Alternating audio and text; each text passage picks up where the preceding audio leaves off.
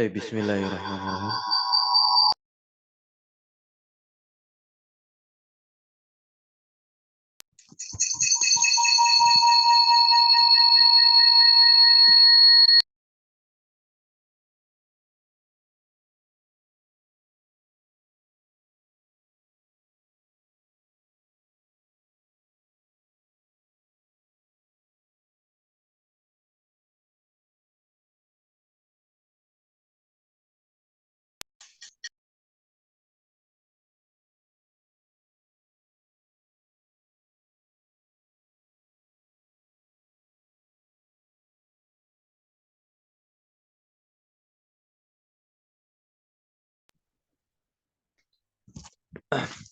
Baik, bismillahirrahmanirrahim. Assalamualaikum warahmatullahi wabarakatuh. Innal hamdalillah nahmaduhu wa nasta'inuhu wa nastaghfiruh wa natubu ilaihi wa na'udzu billahi min syururi anfusina wa sayyiati a'malina. May yahdihillahu fala mudilla lahu wa may yudlil fala hadiya lahu. Asyhadu an la ilaha illallah wahdahu la syarika lah wa asyhadu anna Muhammadan abduhu wa rasuluhu la nabiyya wa la rasula ba'da. Amma ba'd. فيا أحباب الله وأحباب رسوله أوصي نفسي وإياكم بتقوى الله ولا تموتن إلا وأنتم مسلمون وقال تعالى يا أيها الذين آمنوا اتقوا الله حق تقاته ولا تموتن إلا وأنتم مسلمون. Baik, teman-teman semua, insyaallah pagi hari ini kita lanjutkan kembali penelaahan kita terhadap kitab yang berjudul Ayyuhal Walad, karya dari Al-Imam Al-Ghazali, salah seorang ulama yang sangat ma'ruf ketokohannya. Beliau wafat pada tahun 505 Hijriah. Bahwasanya pada pertemuan lalu kita telah membicarakan tentang pentingnya sosok seorang guru bagi diri seorang murid. Nah, atau bagi diri seorang pembelajar. Dan guru tersebut ialah guru yang mampu membimbing dia menjadi pribadi yang lebih baik lagi dan bisa mengeluarkan sifat buruk dari dirinya sehingga muncul nantinya jiwa takwa dan juga pribadi yang luhur, ya, menjadi orang yang berakhlak mulia. Dan sungguh luar biasa kalau kita melihat potret ulama salaf, yaitu ulama terdahulu yang menjadi sosok bagi guru-guru mereka adalah orang tua mereka sendiri. Ya, dan di antaranya telah disebutkan kemarin, tokoh ulama ada yang bernama Al-Imam Ibnu Jama'ah, penulis kitab Tadhkiratus Sami'. Ya, kemudian juga di antaranya kalau kita melihat dari ulama-ulama Syafi'iyah ada Syekh Zainuddin Al-Malibari, salah seorang ulama ketokohannya luar biasa. Beliau adalah penulis kitab Fathul Mu'in. Siapa sosok guru beliau? Nah, adalah ayah beliau sendiri. Nah, di mana Syekh Zainuddin Al-Malibari ini belajar ilmu-ilmu dasar kepada ayahnya yang bernama Syekh Muhammad Al-Ghazali, bukan penulis kitab ini ya. Nah, dan beliau bertalaki langsung ilmu-ilmu selainnya kepada pamannya Syekh Abdul Aziz yang bernama Syekh Abdul Aziz. Dan tentunya masih banyak lagi ulama-ulama yang bertalaki, ya, belajar kepada orang tuanya yang menjadi sosok guru sekaligus untuknya, ya. Nah, di sini tentunya kita akan melihat terkait syarat guru yang benar yang patut kita ikuti, ya, dan yang mampu membimbing kita. Terlebih tentu kita telah mendapati tentunya kan ketika mengkaji kitab Khulasah Ta'zimul Ilmi, ya, Khulasah Ta'zimul Ilmi, kita telah mendapati bagaimana ciri-ciri guru yang baik, ya, untuk diambil pengajaran dan keilmuannya. Nah, dan di sini ditegaskan kembali tatkala kita membaca kitab Ayyuhal Walad.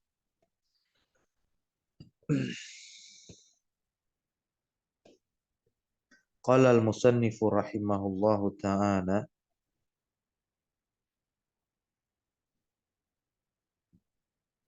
wa syartu syekhi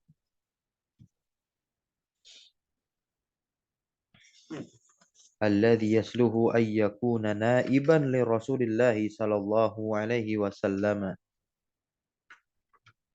Al-Imam Al-Ghazali rahimahullahu taala berkata di sini,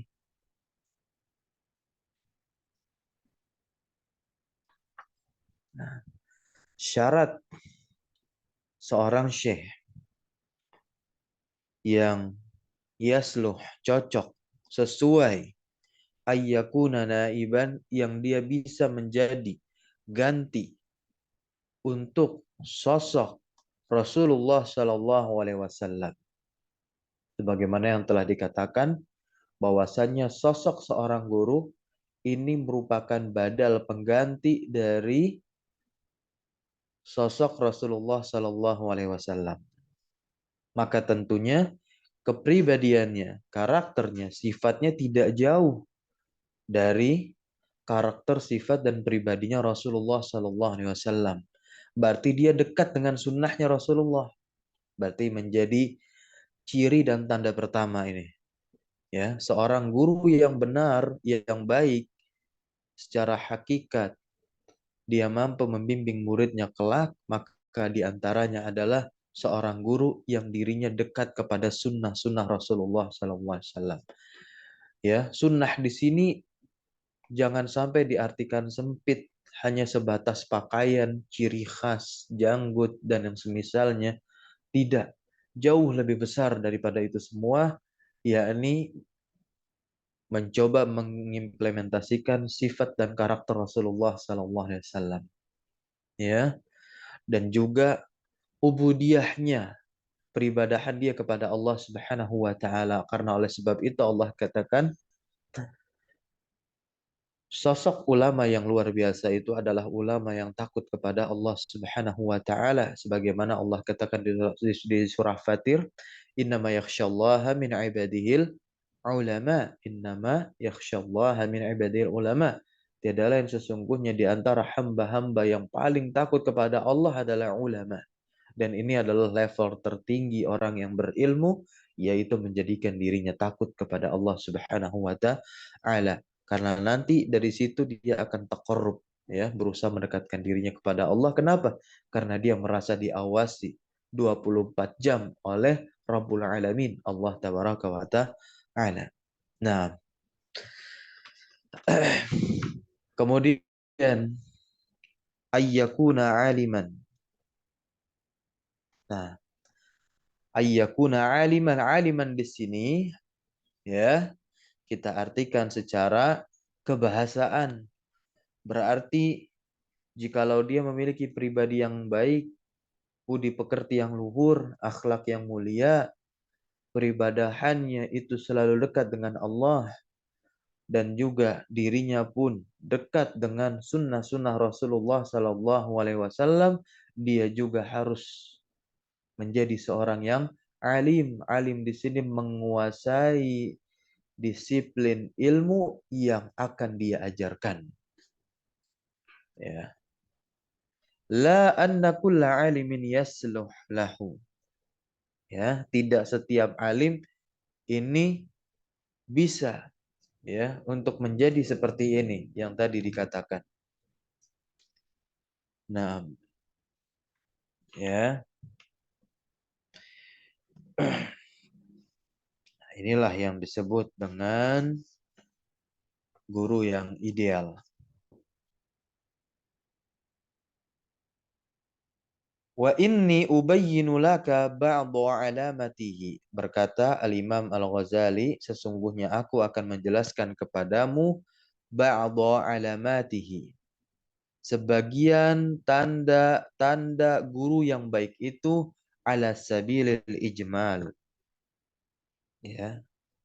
Secara umum dan ringkas saja Al-Imam Al-Ghazali akan menyampaikan di sini untuk membedakan kita nantinya ketika kita telah mengetahui tanda guru yang baik dan benar seperti inilah. Ya, maka oleh sebab itu dalam bahasa Arab tanda disebut dengan alamat, dan telah diserap ke dalam bahasa kita, bahasa Indonesia, menjadi tanda yang mendekatkan kita kepada tujuan. Betul? Betul. Ya, alamat itu adalah tanda, artinya dalam bahasa Arab. Secara istilah dia merupakan tanda yang mendekatkan kepada tujuan. Maka diseraplah ke dalam bahasa Indonesia.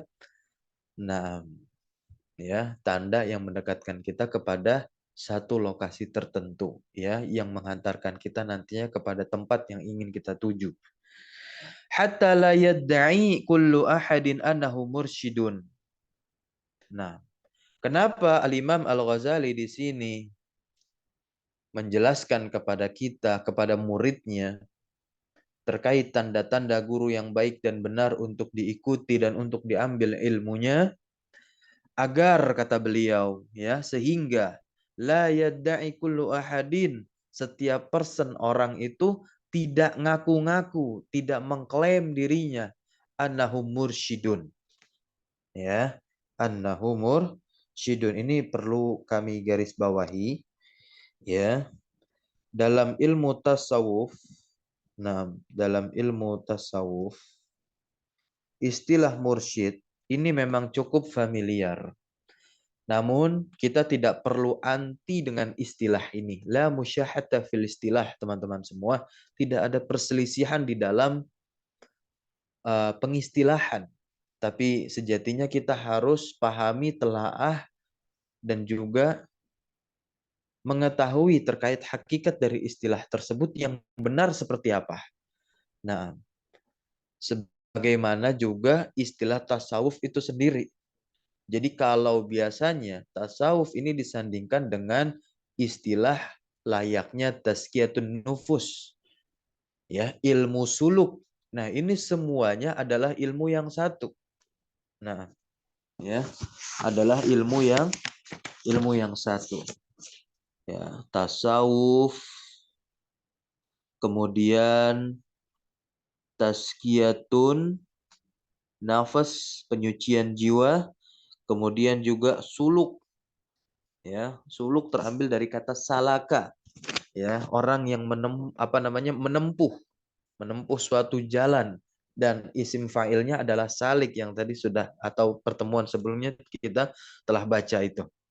Nah, ketiga istilah ini merupakan istilah yang satu untuk terminologi yang satu. Nah, ya, yaitu sebuah ilmu yang berbicara tentang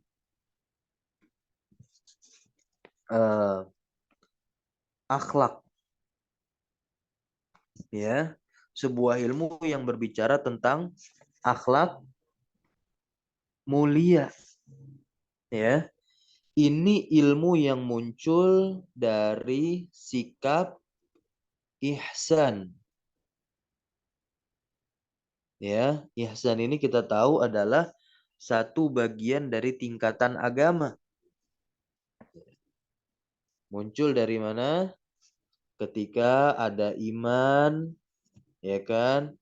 Diawali sebelumnya dengan Islam, baru setelah itu ihsan. Dalilnya hadis kedua Arba'in Nawawi itu, ya.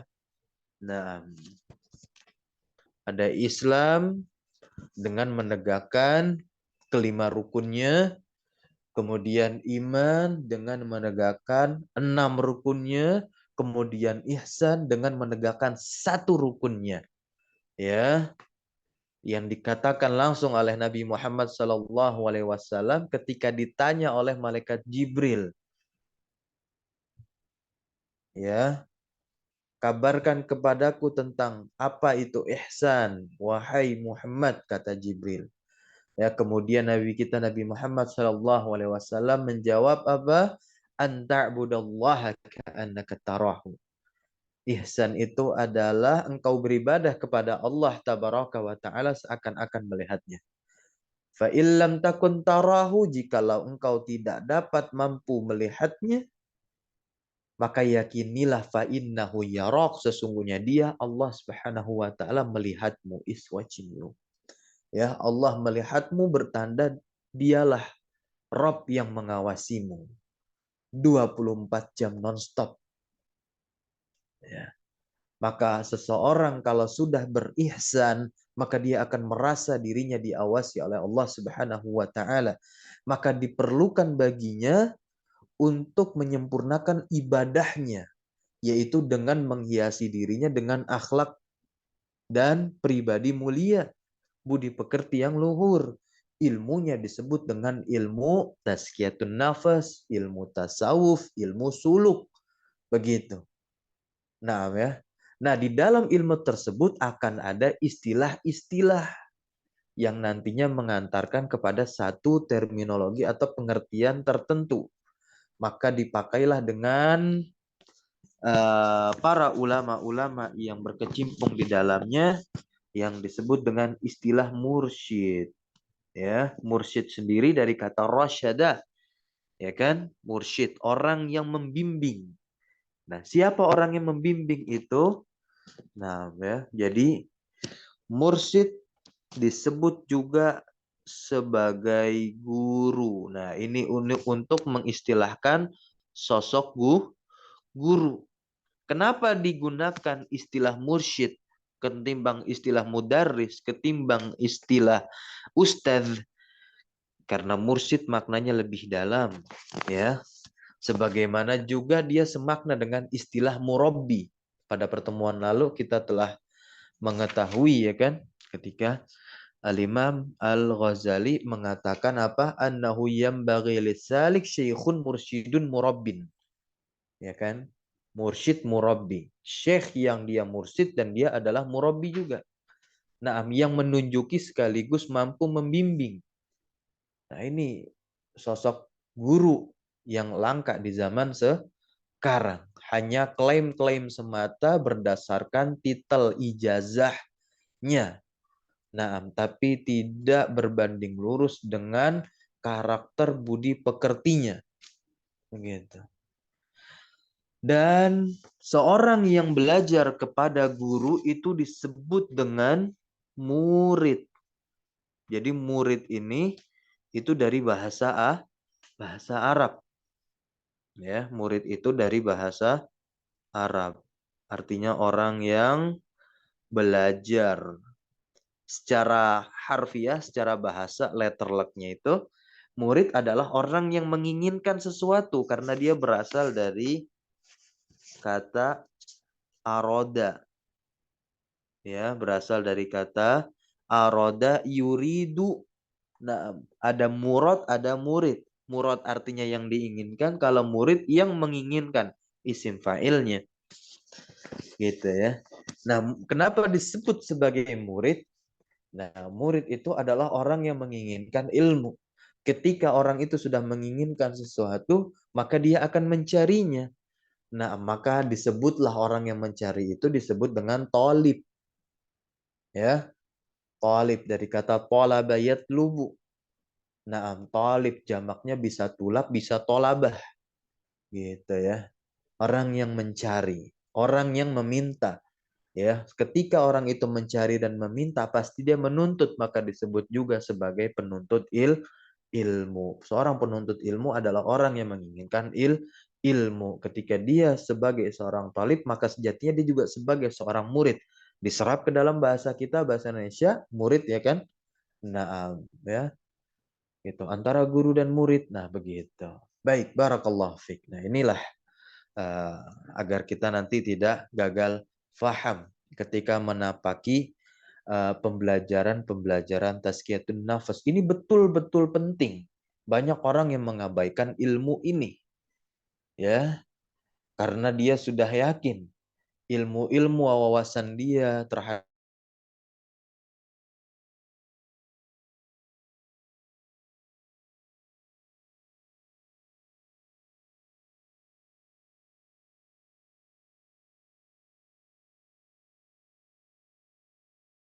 kita kepada sesama.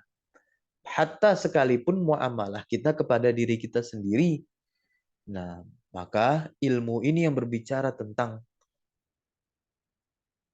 tadi, ya, yaitu ilmu tasawuf, atau Tazkiyatun Nufus atau Suluk, dan kitab-kitabnya banyak ya. Di antara kitabnya adalah kitab ini yang sungguh luar biasa ya. Kalau kita nanti lihat menapaki madrasahnya Al-Imam Al-Ghazali ya, maka kita awali dengan kitab ini, kedua nanti kitab Bidayatul Hidayah, permulaan hidayah, kemudian nanti naik ke kitab Minhajul Abidin karya Al-Imam Al-Ghazali juga. Nah, itu adalah kitab-kitab yang berbicara tentang suluk, bagaimana menghiasi diri dengan akhlak yang mulia. Baru nanti masuk ke dalam Mukhtasar Ihya Ulumuddin atau ke Ihya Ulumuddinnya. Tapi sebelum itu nanti bisa masuk ke ringkasan-ringkasan yang telah diringkas oleh para ulama, maka dikenal dengan judul kitab Mukhtasar Minhajul Qasidin. Jadi Mukhtasar Minhajul Qasidin itu adalah ikhtisar, ringkasan ya, dari kitab ringkasan juga sebetulnya yang berjudul Minhajul Qasidin karya Al-Imam Ibnul Jauzi. Itu. Ya. Minhajul Qasidin karya Al-Imam Al-Jauzi ini adalah ringkasan dari kitabnya Ihya Ulumuddin karya Al-Imam Al-Ghazali. Gitu. Karena dalam kitab Ihya Ulumuddin ternyata ditemukan beberapa hadis yang tidak ada riwayat. Nah, maka dibersihkanlah oleh Al-Imam Ibnul Jauzi selaku ulama pakar hadis. Dan ini sungguh luhur adab para ulama ya, ketika mencoba membersihkannya, ya mencoba menjelaskannya begitu. Ya tidak merendahkan sedikit pun. Ya, tidak merendahkan sedikit pun ketokohan dari Al-Imam Al-Ghazali.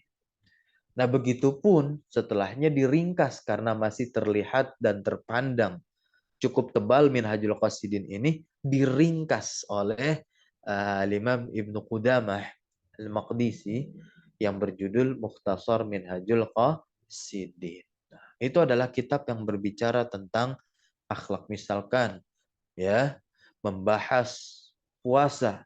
Nah, itu dilihat dari perspektif apa namanya? Tasawuf, tazkiyatun nafas, suluk begitu. Bagaimana menjadi pribadi yang Rabbani, bukan hanya menjadi pribadi yang Ramadhani begitu. Nah, itu luar biasa. Baik. Nah, kita lihat di sini ya. Yang pertama, sosok guru yang baik adalah huwa man yu'ridu an hubbid dunya wa hubbil jahi. Nah, ini Masya Allah, ini luar biasa. Berkaitan tentunya dengan niat juga. Ya, adalah orang yang yu'rid, menjauh dari hubbi dunia, kecintaan kepada dunia, wa hubbil jahi, dan kecintaan kepada kedudukan. Kita tahu kedua hal ini adalah fitnah bagi seorang alim, fitnah bagi seorang yang banyak bicara di permukaan orang banyak, yaitu apa? Dai, pendakwah, ustaz, ya. Siapa yang tidak tergiur dari kedua hal ini? Karena memang kedua hal ini menjadi kebutuhan di masa sekarang, ya, maupun masa yang akan datang. Maka semakin dibutuhkan dia oleh hawa nafsu, maka dia semakin menjadi fitnah terbesar untuk orang yang memiliki nafsu tersebut. Ya, siapa orang itu? Ya, seorang guru, seorang dai, seorang mubalik, pendakwah, ustaz, ya. Maka di sini kita harus betul-betul jeli, lihat, ya, dan jangan sampai disalahfahami dan disalahartikan. Oh, bahwasanya yang baik dan benar itu harus miskin gitu. Enggak, sejak kapan? Ya, Islam tidak melarang kita untuk kaya. Begitu. Tetapi apa? Cuman nanti kalau kita membaca kitab-kitab suluk, kitab-kitab tazkiyatun nafas, lebih bagus dan lebih baiknya seorang mubalik dan seorang dai itu hidup dalam kesederhanaan. Kenapa hikmahnya? Agar terhindar dari fitnah bala bencana tersebut. Begitu. Ya. Habib dunia, menjauh dari kecintaan terhadap syuhrah, keterkenalan. Nah, kita harus cari itu.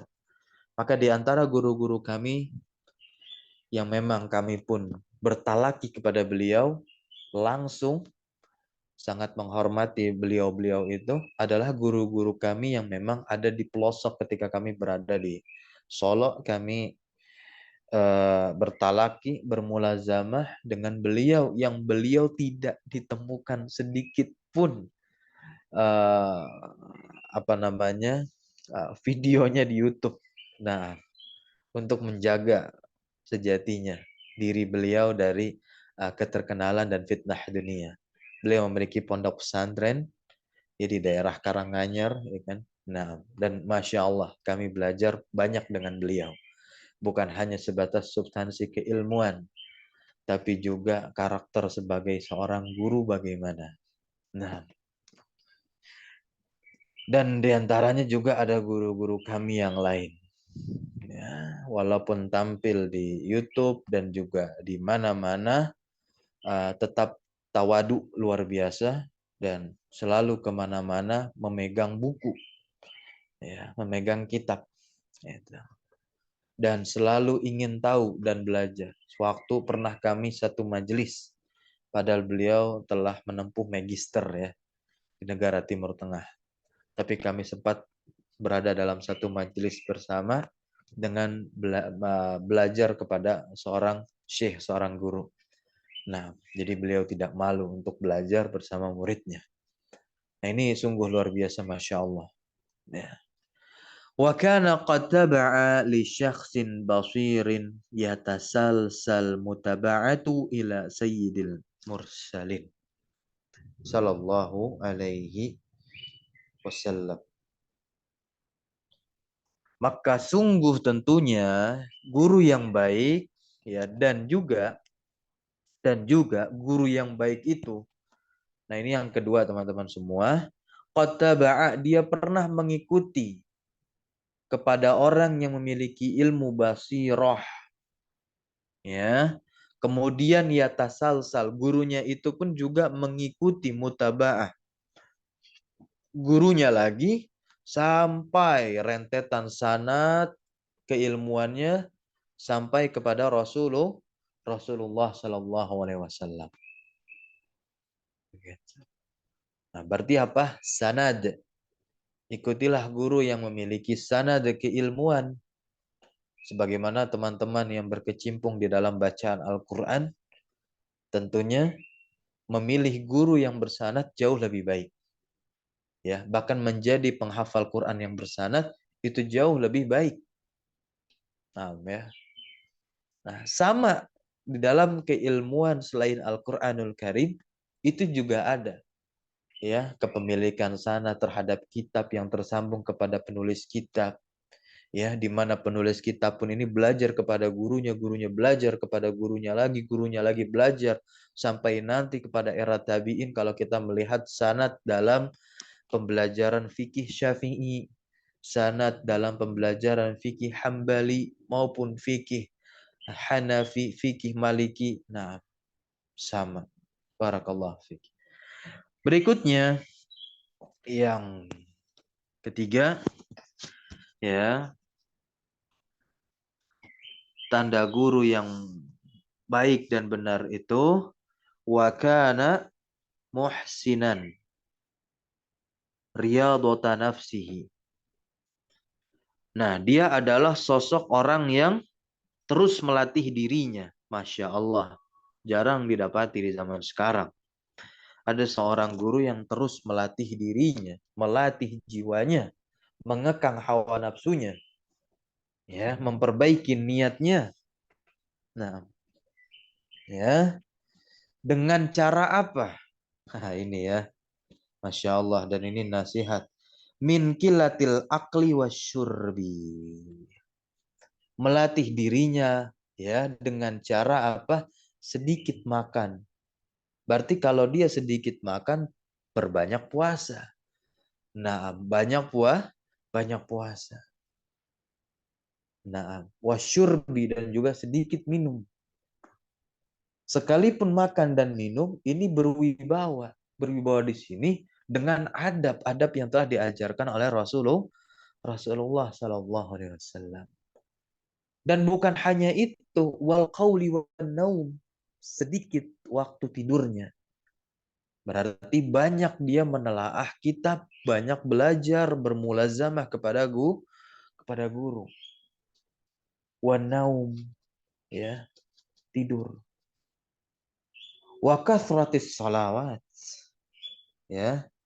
Dan ya, dari sedikit bicara dan sedikit tidurnya itu waktunya terisi bukan hanya dengan aktivitas belajar, tapi juga dengan aktivitas ibadah mahdohnya, yaitu dengan banyaknya sholat yang dia lakukan, sholat sunnah.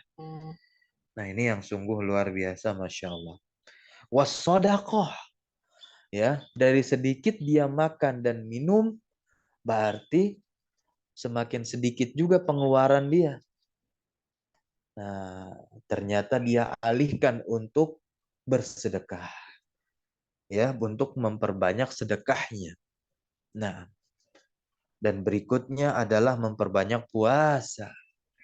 Ya, memperbanyak puasa. Inilah yang disebut dengan robbaniyun, bukan ramadhaniyun, ya. Dan ternyata berbanding lurus, biasanya orang yang seperti ini juga menasehati orang lain agar menjadi sosok yang apa? Robbaniyun, bukan hanya ramadhaniyun, dan terpancar ternyata dari dirinya. Karena di antara kita terkadang melihat ada seorang ustadz dai, ya, kemarin di hari yang fitri mengatakan demikian, tapi kok makin ke sini puasanya jarang gitu. Makannya banyak, pelitnya minta ampun, buka donasi terus gitu. Tapi setiap pembelajarannya berbayar gitu. Kita tidak menyebutkan tokoh maupun nama ya. Ya. Nah, tapi ini menjadi refleksi diri kita pribadi termasuk kami juga gitu. Tapi ternyata kok seperti ini dan seperti itu. Baik, ya, kita ambil sebagai pembelajaran tanpa mesti menghakimi sosok orang tersebut kalau kita nanti dapati di dalam kehidupan. Nah, ini yang luar biasa dan akhlak yang mulia seperti ini. Barakallahu fiik. Nah, jadikan diri kita seperti ini karena setiap kita kelak nantinya adalah murabbi, pendidik. Pendidik bagi siapa? Bagi keluarga, bagi anak, bagi teman-teman semua ya.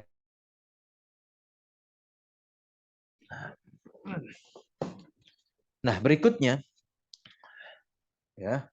Berikutnya sosok guru yang luar biasa itu ya, wa kana bi mutaba'ati Syekhil Basir, yang dimana dia mengikuti syekh, ya.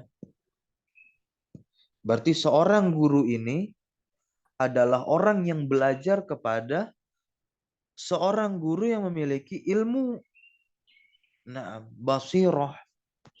Jadi nggak ada seorang guru ternyata dia belajar dari kitab, dari buku. Atau seorang guru ternyata riwayat keilmuannya dia hanya belajar dari majelis-majelis tematik. Mencatat beberapa faedah, terus share ke sosial media, diustadkan gitu. Nggak ada. Nggak ada ini. Dari mana potretnya? Nah, Abu Jahal tidak demikian juga. Ya, oh mungkin bisa jadi potretnya ada Plato, Aristoteles, ya, orang-orang Yunani dengan menelaah kitab bisa menjadi guru gitu. Jangan sampai kita mengaku generasi salaf yang katanya dalam tanda kutip, namun kita tidak mengikuti jejak potret ulama salaf dalam belajar, dalam mengajar, dalam bersikap, dalam berkehidupan. Ya, di mana letak pengakuan kita? Dusta belaka saja. Nah, maka ini menjadi refleksi kita bersama tentunya. Ya. Nah, pentingnya seseorang guru itu juga punya seorang guru lagi. Ya, agar nanti tercipta munculnya akhlak pribadi mulia di dalam dirinya. Jailan mahasinal akhlaqi lahu siratan. Ya. Yang ia akan menjadi apa namanya? Orang yang memiliki track record akhlak yang baik gitu. Nah, bukan hanya keilmuan dan wawasannya yang luas, Nah, ini kebanyakan di di apa namanya disempitkan makna seorang guru ya di zaman sekarang. Nah, belajar sama guru itu titelnya doktor, LCMA gitu ya. Nah, wah ternyata jauh sekali dari karakter-karakter seorang guru. Nah, hidup dengan keterkenalan. Ya walaupun tidak terlarang kalau dia tidak mencari semata-mata dia menjadi seorang dai semata-mata bukan hanya mencari keterkenalan. Jadi keterkenalannya datang sendiri begitu. Tapi ternyata ini dalam tanda kutip kalau dia mencari keterkenalan, nah dengan meminta sana sini ya untuk mengenalkan dirinya dan semisalnya ya walaupun ya tidak ada yang tahu niat di balik itu semua. Yang tahu hanyalah Allah Subhanahu wa taala. Tetapi kita sebagai bentuk kehati-hatian. Kalau kami dahulu demikian. Ya, sekali lagi kalau kita dapat di dalam kehidupan ada orang-orang yang seperti itu, kita tidak perlu menghakiminya. Ya sudah kita tinggalkan saja. Karena menghakiminya pun kita tidak memiliki kapasitas, ya. Terkadang demikian. Maka langsung tinggalkan dan cari guru-guru yang sungguh luar biasa wara, yang tawadu banyak sekali. Nah, ya. Dahulu juga pun kami pernah berguru kepada kiai kampung. Nah, ya. Dan ternyata beliau adalah sosok lulusan Universitas di Timur Tengah. Tapi setiap ceramahnya tidak pernah dia mencantumkan gelar doktornya, LCMA-nya. Nah, ya. Dan kami banyak belajar di situ. Salah satu di antaranya adalah bacaan Al-Quran karena beliau adalah pewaris sanad qiraah ternyata. Dan beliau bekerja sehari-harinya menjadi tukang sayur, masya Allah. Ini jarang. Ya. Nah, barakallah fik. Nah, kasobri. Nah, di sini beliau berikan ya sifat-sifat yang melekat pada diri seorang guru yang mulia, seorang guru yang benar, seorang guru yang baik, di antara sifat yang melekat pada dirinya agar kita nanti bisa melihat ya di antaranya adalah sifat sabar. Ya, bagaimana cara kita melihat kesabaran seseorang ketika dia ditimpa musibah, teman-teman semua? Nah, di antara musibah yang terkadang banyak orang mengatakan itu adalah musibah adalah kemiskinan dan hidup kekurangan. Nah, kita lihat, wah ternyata guru kita hidup dengan kekurangan. Tapi ternyata, ini Masya Allah, ini pengalaman pribadi kami.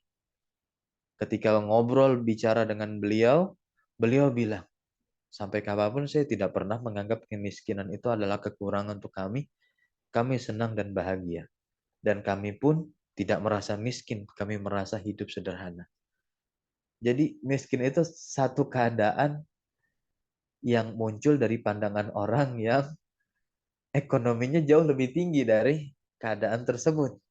Nah, terkadang orang yang mampu bersyukur di keadaan yang dipandang miskin ini, dia menganggap dirinya adalah sosok yang sederhana dan keadaan tersebut bukan keadaan miskin tapi keadaan sederhana. Ini Masya Allah ya. Muncul dari jiwa-jiwa yang mampu bersyukur, jiwa-jiwa yang qanaah, jiwa-jiwa yang tawakal. Maka kita akan lihat nanti ada sifat syukur. Ya, la in syakartum la azidannakum ya, dalilnya jelas. Nah, tawakul. Ya, ini adalah sifat orang yang bertakwa, seorang mukmin sejati. Adalah dia menyandarkan segala urusannya kepada Allah Subhanahu wa taala setelah ikhtiar usaha upaya yang dia lakukan. Wal yakin menanamkan di dalam dirinya keyakinan bahwasanya apa rezeki itu datang dari Allah Subhanahu wa taala. Ya, dan selalu berbanding lurus juga dengan upaya dan usaha dia mencarinya maupun berdoa kepada Allah Subhanahu wa taala. Wasakhawah ya dan qanaah. Nah, ya, sakhawah dan juga qanaah. Apa sih makna dari qanaah? Nah, qanaah itu berasal dari kata qani'a, yaqna'u, kunu'an, qana'atan. yang berarti apa? Ridho. Kalau dahulu kami belajar kepada guru kami, karena beliau adalah orang Jawa, beliau bilang nerimo. Ya. Nah, yaitu ridho bil yasir minal aqta. Ya minal apa, bukan apa tapi minal apa. Ya, ridho dengan pemberian yang dipandang oleh orang lain itu sedikit, gitu. Atau barangkali kita pun memandangnya itu sesuatu yang sedikit, tapi kita nerima, ya, dengan berlapang dada. Karena yang sedikit, karena yang banyak itu belum tentu berkah, ya, belum tentu berkah. Terkadang yang sedikit itu bisa membawa keberkahan asal kita ikhlas. Dan ingat, berkah itu ziyadatul khair, bertambahnya kebaikan. Nah, ketika dengan yang sedikit itu kita semakin taat kepada Allah, maka yang sedikit itu menyimpan keberkahan. Kalau yang banyak ini tidak mengantarkan jiwa kita menjadi jiwa yang taat kepada Allah, maka bisa dipastikan yang banyak itu tidak terdapat keberkahan sedikit pun di dalamnya. Bayangkan, ya, banyak di antara kita melihat, wah, dia kok enak hidupnya, begitu. Nah, ini biasanya kan di masyarakat atau diri kita sendiri pun sibuk membandingkan demikian, ya. Nah, dan kita memiliki potensi yang sama, baik kami yang berbicara maupun teman-teman yang mendengarkan. Ya, maka oleh sebab itu selalu bina roh kita, selalu bina jiwa kita agar jiwa kita bisa tercipta menjadi orang sosok yang bersyukur. Kemudian ada tumakninatin nafas, ya, tenangnya jiwa. Ini luar biasa, tenangnya jiwa. Nah, ini seorang guru yang luar biasa, jiwanya tenang, tidak gerasak gerusuk. Nah, ya. Nah, bayangkan, ya, bayangkan. Guru yang memiliki sifat-sifat seperti ini tentu adalah guru yang menempuh jalan tazkiyatun nafas, belajar dia, belajar ilmu ini. Terkadang kalau ada guru yang nggak belajar apa ilmu ini, ya, ilmu suluk, ilmu tazkiyatun nafas, ilmu tasawuf ini, kita akan lihat pribadinya gerasak gerusuk, ya, selalu khawatir. Nah, ya, tidak salah juga. Berarti yang kita ambil ya biasanya ilmu-ilmu, ya sebatas ilmu-ilmu apa, ya. Misalkan ilmu bahasa Arab, ilmu ini, begitu. Tapi tidak bisa dijadikan sebagai orang yang mampu membimbing kita tempat curhat kita, nggak bisa. Gitu. Makanya hati-hati, ya, dan mulai selektif. Berikutnya wal hilm. Nah, hilm ini artinya adalah tahan banting, tahan banting. Iya, ini jiwa jiwa perkasa. Nah, dan jangan sampai diartikan sifat-sifat ini hanya melekat pada sosok pribadi diri laki-laki. Enggak. Lah kan ada guru perempuan. Gitu. Ada guru perempuan, dan perempuan pun juga kalau bisa harus memiliki sifat hilm, tahan banting. Kemudian tawadu. Nah, sifat rendah hati. Nah, pribadi yang baik, tidak sombong, tidak takabur, hatinya akan lebih terjaga. Nah, bagaimana cara kita jadi pribadi yang tawadu? Selalu anggap diri kita ini adalah orang yang kurang. Begitu. Dan kita harus menganggap lawan bicara kita adalah guru kita. Maka dahulu dosen kami di perkuliahan selalu katakan, ketika kalian bertemu dengan orang baru, kosongkan dahulu gelas kalian, agar gelas kalian terisi. Karena nanti kalau kita merasa gelas kita selalu penuh terus, bagaimana sesuatu yang baru, wawasan baru, ilmu baru masuk ke dalam gelas tersebut, masuk ke dalam. Nah, ini bagi orang-orang yang dirinya merasa sombong, nah, maka dia sejatinya adalah orang yang ilmunya ya segitu-segitu aja. Baik, berikutnya adalah wala ilmi. Nah, ya, juga harus memiliki ilmu. Ilmu ini kan konsumsi bagi akal, ya. Konsumsi bagi akal, dan ilmu itu kan adalah pengetahuan, ya, pengetahuan. Nah, untuk memenuhi iman kita tahu suatu perangkat fisik yang melekat pada diri manusia itu adalah perangkat yang kemampuannya terbatas. Sebagaimana penglihatan, pendengaran, ada hal-hal yang tidak bisa kita lihat, ada hal-hal yang tidak bisa kita dengar. Terkadang sesuatu itu bisa kita lihat dengan alat bantu. Ya, terciptalah alat kacamata. Terkadang ada sesuatu hal yang tidak bisa kita dengar, kita bisa mendengarnya dengan alat bantu. Nah, ada alat bantu dengar. Begitu pula juga akal. Ya, akal ini terbatas karena dia termasuk perangkat fisik yang melekat pada diri kita. Dan akal hanya menangkap yang diketahui lewat indera. Setiap yang melekat pada perangkat fisik manusia itu kan terbatas. Ya. Nah, maka tentunya alat bantu akal adalah iman.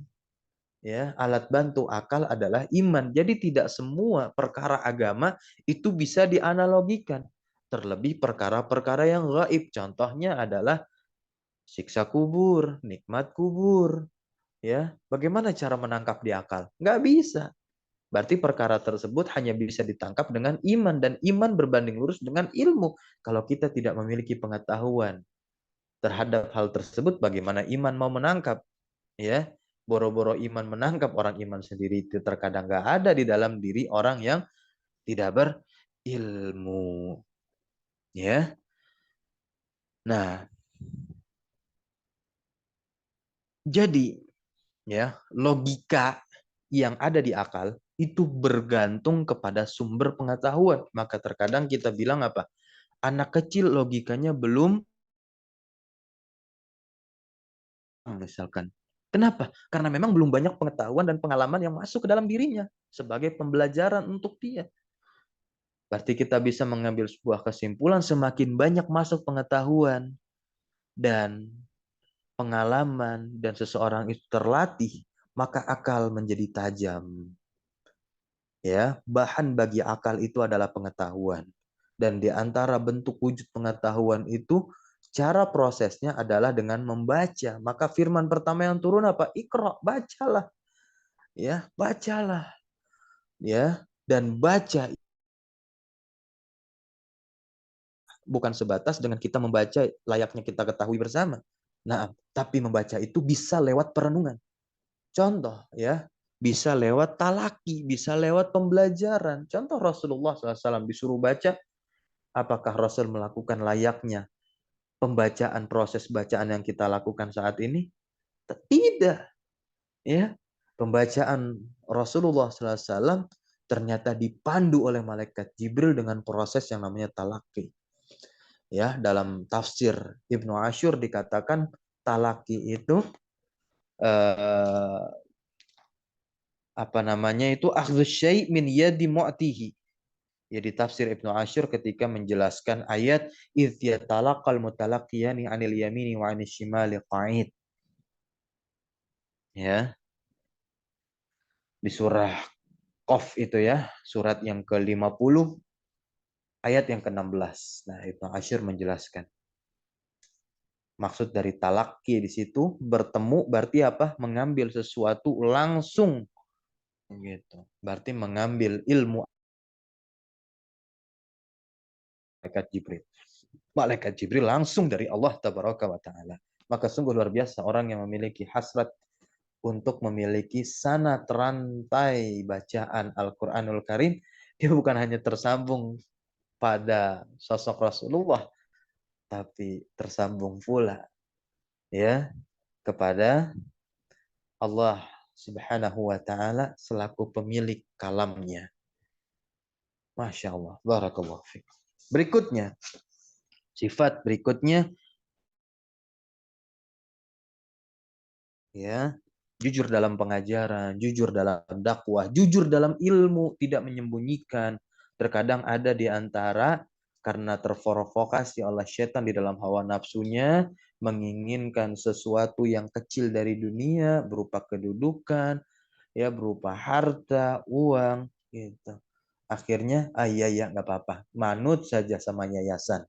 Terkadang ada dia ditugaskan di yayasan tertentu, ya ternyata di yayasan tersebut melakukan satu pelanggaran norma agama, dia sebagai seorang dai, ya, tidak mampu memberikan nasihat tersebut karena dia nanti berpikir seperti ini bagaimana caranya pasti akan melukai hatinya dan nanti keadaan kedudukan saya akan terancam. Allah musta'an. Ya berhenti saja sebagai seorang dai, ya sebagai seorang pengajar dan juga di tengah masyarakat nanti kalau saya bilang begini, saya dia akan banyak ditinggalkan sama masyarakat nanti. Ya, pengikut saya semakin sedikit. Nah, ini dia. Ya, muncul dari apa? Provokasi setan dalam hawa nafsunya, ya, sehingga menyebabkan dirinya tidak lagi jujur dalam berdakwah, tidak lagi jujur di dalam keilmuannya. Berikutnya adalah haya, rasa malu, ya, rasa malu. Nah, berikutnya adalah wafa, ya, dia menjadi orang yang menepati janji. Kemudian al-waqar, al-waqar ini wibawa, seorang guru harus memiliki wibawa, baik laki-laki maupun perempuan. Ya, tidak bermudah-mudahan dalam beraktivitas, bersikap, bermuamalah gitu. Semua yang dia lakukan harus difikirkan terlebih dahulu. Ini sosok guru yang luar biasa. Kemudian sukun, tenang, ya, pribadi yang tenang. At-ta'ani, tidak terburu-buru, ya. At-ta'ani, tidak terburu-buru. Ya, sebagaimana sifat ta'ani ini menjadi karakter akhlak yang mulia diajarkan oleh Rasulullah Shallallahu Alaihi Wasallam. Ya kan? Bahkan telah diajarkan oleh Allah Tabaraka wa Taala. Allah SWT berfirman, ya, ketika ada kabar yang datang dari orang fasik, maka jangan terburu-buru diambil, jangan untuk diri pos. Tapi kata Allah apa? Fatabayyanu, ya kan di surah Al-Hujurat itu. Nah, fatabayyanu. Dalam kiroah yang lain, saya lupa kiroah riwayat siapa, kawan kami pernah katakan dan menjadi topik skripsinya di program studi sastra Arabnya, fatabayyanu dibaca fatasabbatu. Nah,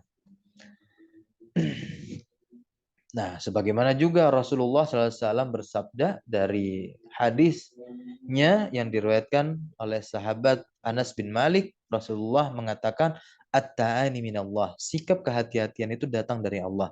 Wal ajalah, dan tergesa-gesa, terburu-buru dari syaitan. Dan maupun yang semisalnya di sini ya. Banyak tentunya. Masya Allah. Barakallahu fikum. Kita cukupkan pertemuan kita pada pagi hari ini. Semoga bermanfaat untuk diri kami pribadi dan teman-teman yang menyimak, mendengarkan ya di dalam Zoom maupun nanti ketika menjadi rekaman di YouTube. Ya, kita memohon kepada Allah Subhanahu wa